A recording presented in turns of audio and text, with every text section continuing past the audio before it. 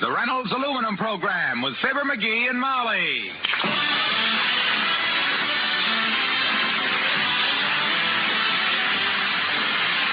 The Reynolds Metals Company, makers of Reynolds Aluminum, presents Fibber McGee and Molly, transcribed. The show is written by Phil Leslie and Keith Fowler and directed by Max Hutto, with music by the King's Men and Billy Mills Orchestra.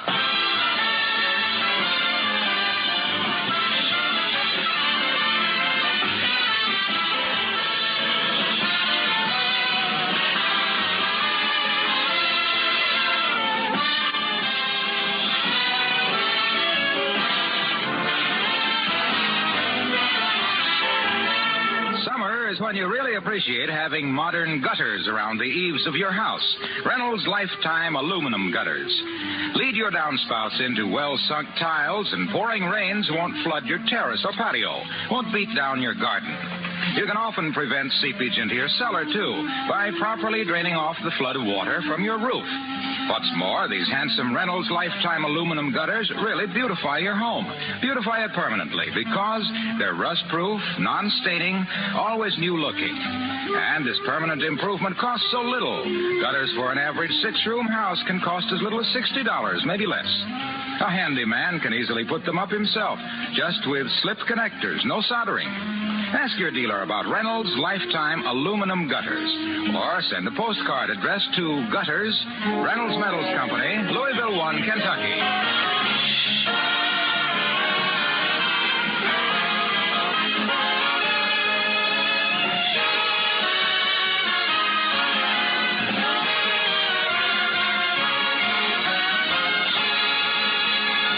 Like a lot of Americans these days, Mrs. Molly McGee is busy with civil defense work.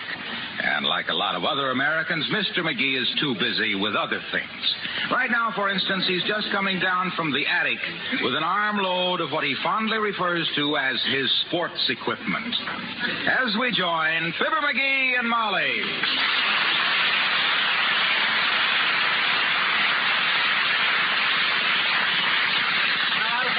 My fishing tackle out, Molly. I thought I might as well bring down all this stuff down here. Well, good. I'll help you carry it out back. The junk man will be here tomorrow. Junk man? Are you kidding, Tootsie? That is my sports equipment. I brought it all downstairs so I can look it over and see what needs fixing. This is all valuable stuff, Molly. I recognize the fishing tackle and the golf clubs, but where'd you get that sad-looking tennis racket with the baggy strings? This tennis racket, my dear, happens to be a snowshoe. Where's the other one? I only got one. One snowshoe? Well, now, that is a priceless item. Ought to come in very handy if you ever want to play hopscotch in a snowbank.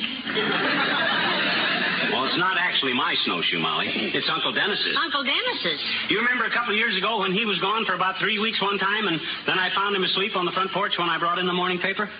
Yes. Well, this snowshoe was tucked in under the tail of his coat.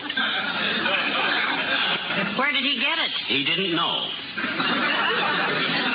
He always figured he must have got booted out of an Alaskan bar by an Eskimo bartender. There was no way to check back and find out. Never mind the details. Okay. Poor Uncle Dennis was just forgetful, that's all.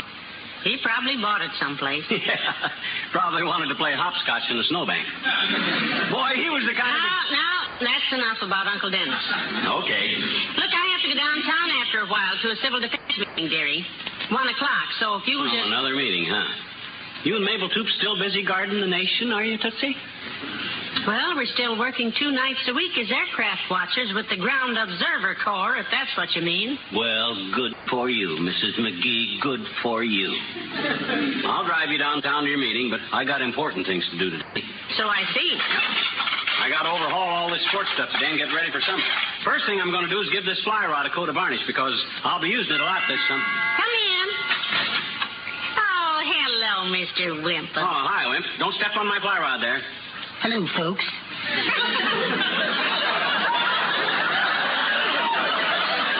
Are you going fishing? No, not today, Wimp. I'm just sorting over my stuff, fixing it up. What's the book under your arm there? Bird book? Oh, no. This is my ground observer's guide, Mr. McGee. No kidding. You too? Oh, McGee, he was one of the first to volunteer. Oh. Where is the post you work in, Mr. Wimple? Oh, it's just a dandy location, Mrs. McGee. Right on the very tip-top of Dugan's Hill. Oh. Do you see much out there, Wimp? Oh, I'll say. Yeah? It looks right down on Lover's Lane, and the cars are... Oh! You mean, do we see much in the air? Yeah. Of course, Mr. Wimple. Is it a busy post? Well, yesterday, for instance, I spotted 3 airplanes, 2 lost kites, a weather balloon, and a pair of rare chisel-rump Peruvian goggle ducks. Well, you keep your eye on the sky, boy. I gotta go find some fly rod varnish and varnish my fly rod. What shift do you work at the observation post, Mr. Wimple? I've been working 2 nights a week at mine. Oh, I work days, Mrs. McGee. Sweetie Face doesn't allow me out at night. Not even for civil defense? When I'm with her, Mrs. McGee, I don't think much about civil defense. I concentrate on self-defense.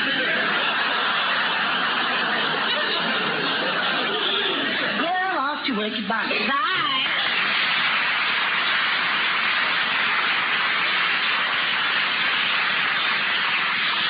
Hey, Molly, you know where my fly rod varnish is? I left it out on the back porch the last time I used it, and it's not there. I haven't the slightest idea. Was it expensive? Well, it was a 2-bit bottle, and it was almost half full. Gee whiz, kiddo, I can't afford it. Hold it. Come in. Oh, hi, Ole. Hello, Ole. Well, hello, Mrs. Hello, McGee.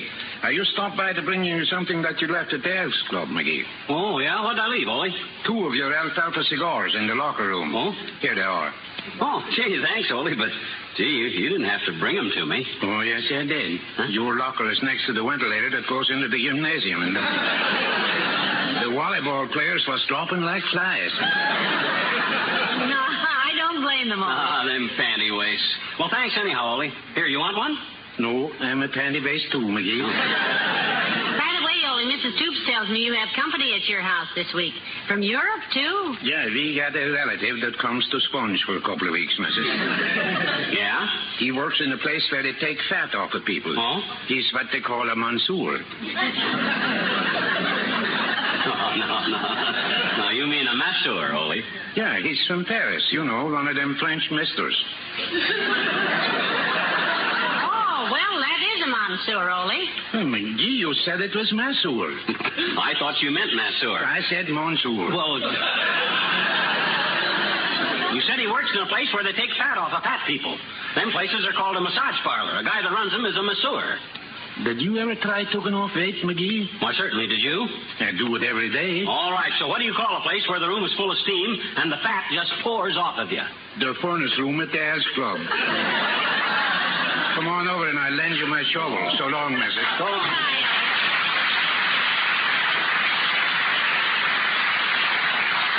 Well, I better get on downtown to my meeting, McGee. Do you need the car? No, I'll drive you down there, kiddo. I got to go downtown and pick up some fly rod varnish. Hey, wait a minute.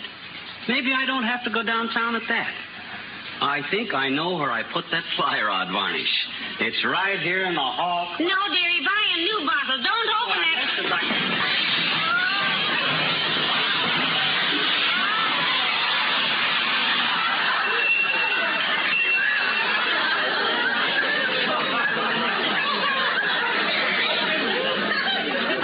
Here's my varnish.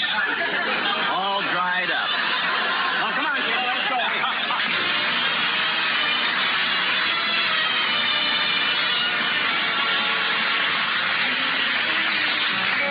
Billy Mills, the orchestra, and No Other Love.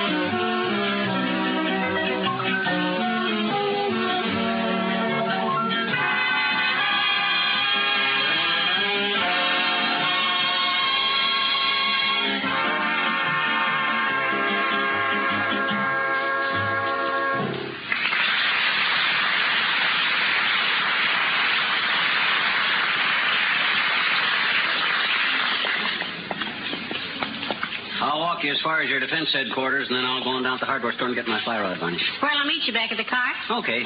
And look, Molly, I'm not against this airplane watching you're doing, kiddo. That's nice of you. I just merely don't know what you and Mabel Toops can do that the United States Air Force can't do. And do better. My gosh, I'm as patriotic as the next guy, Molly. If an enemy ever attacked this town, I'd be the first guy to grab my shotgun and run for the cellar. The cellar? Sure, shoot him in the feet. That way you cut him down. You don't have... Wait, here comes Cora Burns. Oh, from Walt Small Shop. Oh, hi, Cora. Hello, Cora. Hello, Mr. and Mrs. McGee. What'll it be? Huh? Oh, I'm so used to saying that behind the counter that How are you both? Oh, just fine, Cora. I'm on my way down to a defense meeting. I'm a ground observer. Oh, watching for airplanes. Well, good for you, Mrs. McGee.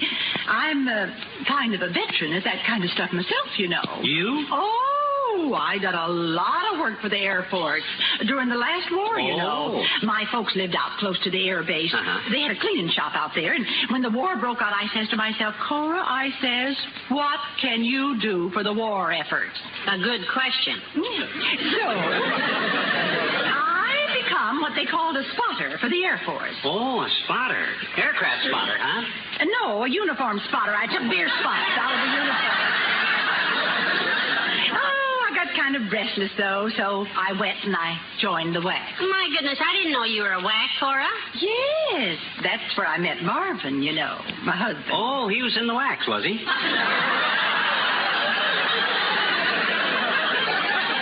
We were at the same base, Mr. McGee. Oh. He outranked me, of course. I guess that's why I looked up to him so. So an officer, was he? No, private first class. We met on the garbage detail. Well, that's romantic. Oh, I remember when he proposed to me. He said, Cora, if we ever get out of the service, I'm going to marry you and take you away from all this. Oh. How sweet. Yeah. Well, I got to get on down to the malt shop and put out the garbage. See you later.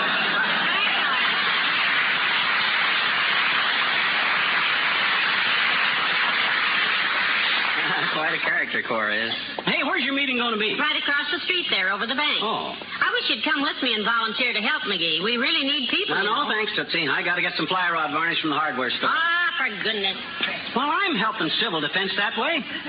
Gee whiz, one of the greatest assets this country has is the health of our people, Molly. And there's nothing healthier than going fishing.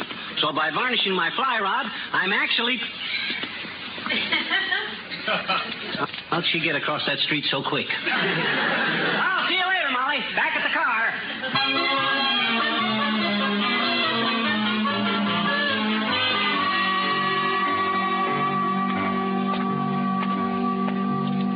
That's the last time I'll trade with that hardware joint. 39 cents for a little bottle of rod varnish that I only paid 2 bits for, the same size bottle in 1930. Boy, the way the cost of living has gone up, it's absolute... Hey, pal! Wait a sec! Huh? Oh, hi, Junior. Where are you off to in your Sunday suit, son? This is Tuesday, remember? I'm on my way over to the high school, pal. I am delivering the commencement address to the graduates. No. How about that? No kidding. You? Big public speaker, huh? Yep. Been working on my speech all week. My title is The Bright New World. You like it? Well, that sounds about normal for a graduation speech. I wonder if anybody ever thought of addressing a bunch of graduates on the evils of having to get out and go to work, or out of the classroom into the fire. No, pal. You want to make these things inspirational. And I thought I was.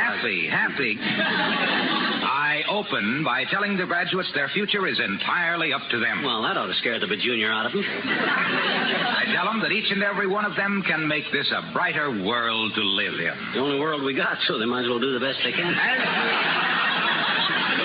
As you walk walk through life, I say, it is within your power to make everything you touch gleam all the more brightly for your having passed that way. Say, that's good. I suppose they do that with a smile and a cheery handshake. No, they do it with a paintbrush and a can of shining liquid aluminum. For the love of Edgar Guest, that's the... I tell them how they can paint their metal screens, tools, basement pipes, gutters, fences, almost anything with beautiful liquid aluminum made with Reynolds aluminum pigment. Yeah. How it protects and preserves against rust and decay. Will it protect them against long speeches? Because that's the protection they're going to need when you... Then I switch to the subject of friendship. Friendship? Yes. I point out that true friends are a wonderful thing. Ah, yes. Something to cherish always. And I bring in the fact that one of their best friends is their local paint dealer. Ah, this is... The man who handles liquid aluminum with the gleaming foil label. Yeah. In every size container from half a pint to 5 gallons. Well, sure. Liquid aluminum made by so many leading paint manufacturers using Reynolds aluminum pigment. Yeah. Liquid aluminum... Hey. Look, Loomy. Yes, pal. I'm working over my fishing tackle today. You want to go fishing tomorrow, Dugan's Lake? I'd love to, pal, but I'm being given a big honor tomorrow afternoon over at the college. At the college? Yes. They're conferring an honorary D.A. degree. Oh, you mean B.A., Bachelor of Arts. D.A., Doctor of Aluminum. So long.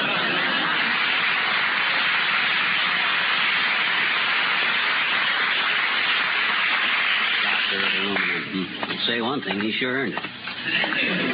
He's been doctoring me with aluminum in every shape and form since the... Oh, hey, old-timer, hi. Hello there, Johnny. What you doing downtown, bumming? No, I come down to... Are you going to the movies? Because there's a very fine picture at the Bijou this week. It's a new kind of movie, 2D. Yeah, well, No glasses or nothing. Yeah? Just sit there and look at a flat sheet with a lot of flat actors on it. Very restful. Well, I'm not going to the movies now. I got to meet Molly. Me and Bessie went to see it last night. Yeah? Had us a wonderful time. Good. Sat there in the balcony all evening. Me eating popcorn and Bessie holding hands.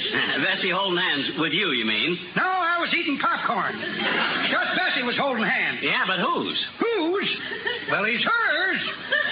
Who is hers? Bessie's pet dachshund's hand. Oh. She was holding him in the movies while I ate the popcorn. Yeah. Okay. You ought to listen closer, Johnny. I wouldn't have to repeat so much. What you doing downtown, bumming? I started to tell you a while ago, but you wouldn't shut up long enough. I'm going to meet Molly, and she's at a civil defense meeting. Civil defense, eh? Yeah. Well, now, that's a very fine organization, Johnny.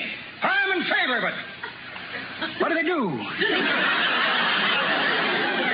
Molly sits up 2 nights a week and watches for enemy planes. I told her if any aerial battles break out to call me. I'll run and bring my brownie and take some pictures. Well, I wish I'd known you were interested in that kind of pictures, Johnny. Yeah? I watched a heck of an aerial battle for half an hour last week. Yeah, my gosh, where'd that happen? Bessie's backyard. Huh? Her papa and the fella next door had a battle over where to put the TV aerial. Yeah? How'd it go with wars? Oh, well, where'd the aerial finally wind up? Around Bessie's papa's neck.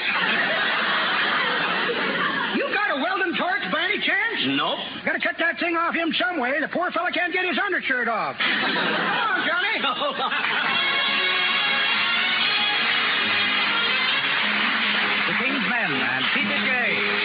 When a girl would meet Don Juan, she'd get goo before the dawn.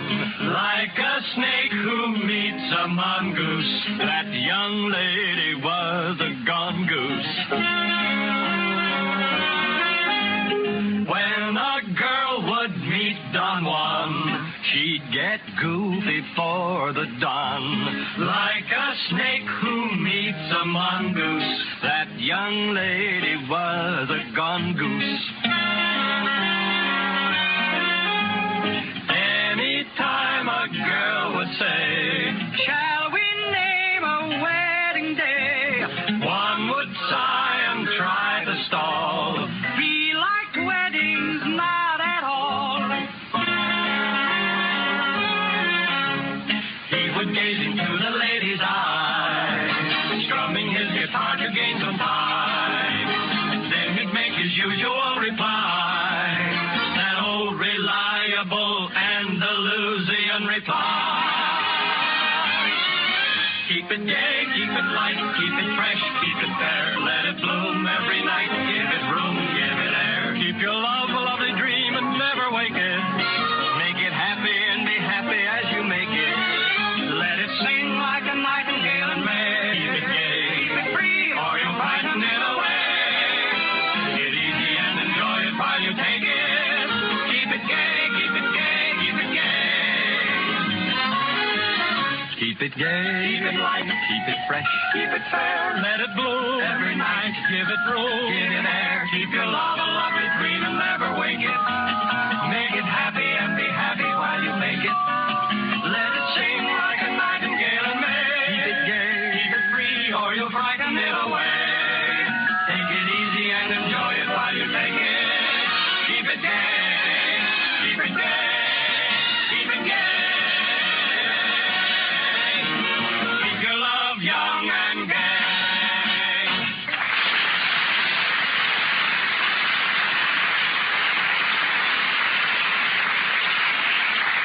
Brought my fly rod out here on the porch to varnish it, Molly. I can paint better with a north light. I'll sit out here with you a few minutes before I start dinner. The girls... Oh, hey, I forgot to ask you how your meeting went, kiddo. You have fun?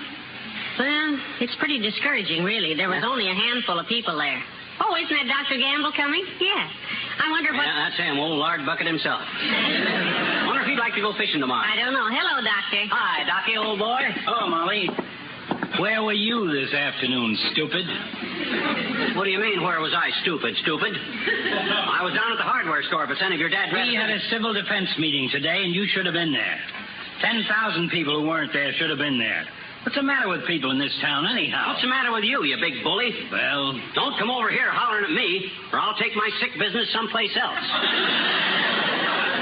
I should live so long. My gosh, don't tell me that Molly and Mabel Toops have got you out watching for enemy planes, too. I organized this thing for this town, Bean Brain. Molly, I came to see if you could take Mrs. McDonald's shift for a few hours. She can't make it, and I've got Oh, nobody... of course I can, Doctor. I'll drive you out there. I'll run inside and get my hat and coat, Doctor. You'll have to get your own dinner, dearie. I hope you don't mind. Now you see what you went and done, you big troublemaker? Why don't you go home and roll some pills instead of trying to deprive innocent citizens of their dinner? You trying to bust up my home? No, but I'll give you a little tip. If an enemy airplane ever sneaks in here, they'll bust up your home, but good. Ah, poppy feathers. Did you ever happen to hear of the United States Air Force, Doctor? The greatest Air Force in the world? Did I ever hear of it? Why, you blab All ahead. right. So I got too much respect for our Air Force and the big job they got protecting this country to be pestering them all day long, calling them up to tell them that, hey, fellas, there's an airplane up there. Is that clear? Oh, nobody could possibly be this stupid. The heck they can't. Now I gotta varnish my fly rod. Look, Sonny, the Ground Observer Corps was organized at the request of the Air Force. They need watchers. Well, they didn't ask me, Fatso. My gosh, who the heck would fly all the way to Whistle Vista to drop enemy bombs anyhow? Who do you think? Half the observation posts in this county have nobody to run them, and if another war does come, Well, I'm ready to go, Doctor. Do you mind getting your own dinner, dearie? No. No, it's okay. I'll make out. That's not too much for me to do for my country. There is a real patriot. Just let me ask you one question, Molly. Do you really expect to ever see an enemy plane flying over Wistful Vista, baby? Of course I don't expect them. Okay. But we weren't expecting any company at Pearl Harbor either, remember? Well, don't worry. The Air Force can handle it. Look, there's a plane away off there right now. That's probably the Air Force. Four-motor job. Right. B-29, right, Doctor? Incidentally, that aircraft is coming from the west, Doctor. Yeah. We have no observers in that whole end of the county at all, you know. Nobody reported that plane because nobody's out there to report it. If it had been an enemy plane. Hey, look how low that knucklehead is flying. Somebody ought to tell that. Hey, look at that. Heavenly days, he rattled the shingle. Why, that reckless lemon-headed. Hey, he's advertising something. Circulars floating down all over the neighborhood. By George, I'll report this to somebody. Catch one of them handbills, will you? They're all over the roof. There's one drifted in on the porch. I got it. Landed right on my fly rod. Of all the... What does it say? Just one big sentence. What if this had been a bomb? It's a very good question. Oh, my gosh, a bomb. Why, that landed smack on my fly rod, Molly. Why, if that had been an enemy bomb, it would have ruined my good fly rod. Yes, at least. And that does it. Don't go yet, Molly. Wait, Doc. I'm going with you. I'll run and get my field glasses. My air raid warden's helmet. I'll stay out there. I'll live out there. I'll be the best dad-ratted airplane spotter.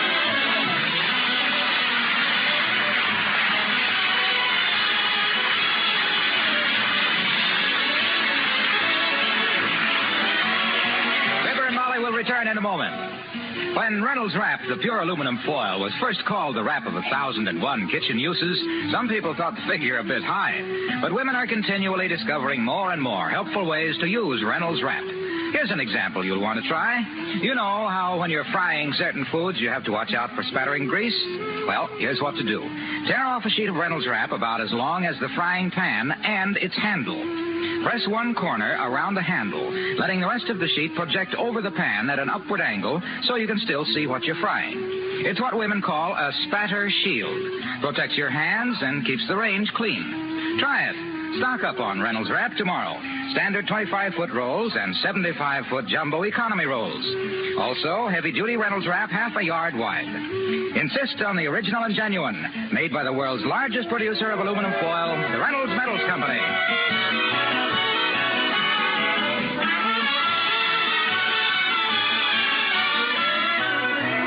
Ladies and gentlemen, your nearest civil defense director, city or county, will gladly enroll you as a volunteer in the Civil Defense Corps. You won't be alone. More than 300,000 volunteers from every age group and every walk of life are manning observation posts around our nation right now. And we need almost twice that many to guard our borders properly. Planes alone can't do it. It's too big.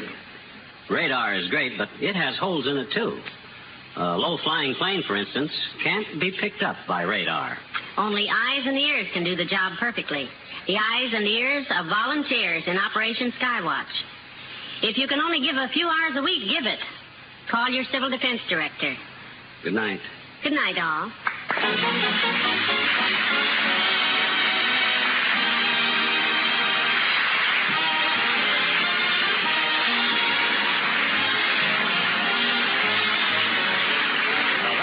Company, pioneers of progress through aluminum, has brought you Fibber McGee and Molly, transcribed with Bill Thompson, Arthur Q. Bryan, Dick LeGrand, Elvia Allman, and me, Harlow Wilcox.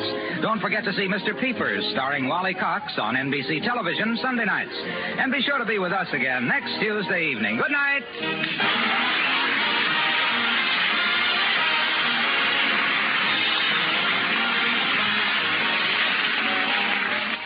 Tonight, play Two for the Money with Herb Schreiner on NBC.